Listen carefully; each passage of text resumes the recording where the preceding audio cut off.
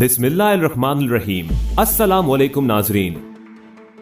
तुर्क सदर रजब तैयब अर्दोगान के तुर्की के मशहूर म्यूजियम आया सोफिया को मस्जिद में तब्दील करने का मंसूबा सामने आने के बाद तुर्की के चंद सेक्युलर हलकों ने तैयब अर्दोगान के इस मंसूबे की मुखालिफत करना शुरू की और इसे ईसाईयत के लिए एक खतरा करार दिया जाने लगा, जिसके बाद तुर्क सदर ने भी दबंग अंदाज में मुखालिफिन को शट अप कॉल दी। इस पर तफसील से बात करेंगे, लेकिन पहले जान लेते हैं कि कौन सी बैनुल अक़वामी कुव्वत इस वक्त इस फैसले के खिलाफ तुर्की को धमकियां दे रही है। बहुत सी बैनुल अक़वामी कुव्वतें इस वक्त इस फैसले के खिलाफ मैदान में हैं, जिनमें ताज़ा तरीन आवाज रूस में उठाई जा रही है। अरब न्यूज की रिपोर्ट के मुताबिक रूस ने तुर्की को इस फैसले पर वार्निंग जारी की है। रूसी ओहदेदारों और ऑर्थोडॉक्स चर्च ने तुर्की से मुतालबा किया है कि वो इस्तांबुल में तारीखी साबका गिरजाघर आया सोफिया की हैसियत को तब्दील करने के फैसले से बाज रहे। तुर्की की आला अदालत इस बारे में जल्द फैसला सुनाएगी कि आया सोफिया को मस्जिद में तब्दील किया जाएगा या नहीं। इस इक़दाम से मगरिब और ईसाई बरादरी के साथ तनाव बढ़ सकता है।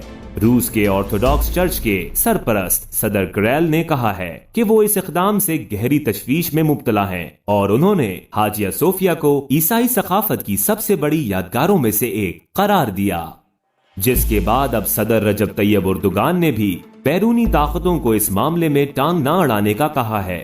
अपने हालिया बयान में तुर्क सदर ने कहा कि हम जिस तरह दीगर ममालिक में खोले जाने वाली इबादत गाहों की ताजीम को मुकद्दम समझते हैं, इसी तरह चाहते हैं कि कोई भी हमारी इबादत गाहों के मामलात में दखल अंदाजी ना करे, क्योंकि इस किस्म की बयानबाजियां हमारी बका और सालमियत के खिलाफ हमला तस्वुर की जाएंगी। सदर अर्दोगान ने कहा कि तुर्की में मुस्लिम अक्सरियत आबाद है, जिनके अलावा दीगर मज़ाहिब के पैरोकार भी अपने अकायद के मुताबिक आजादाना तौर पर इबादत गुजारी और त्योहारों को मनाने का हक रखते हैं, जिनका तहफ़्फ़ुज़ हमारी जिम्मेदारी है।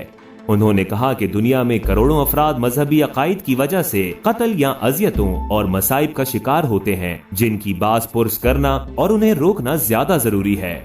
वाज़ेह रहे कि तुर्की में काउंसिल ऑफ स्टेट ये फैसला करने वाला है कि इस्तांबुल में मौजूद आया सोफिया को एक मस्जिद में तब्दील किया जा सकता है या नहीं।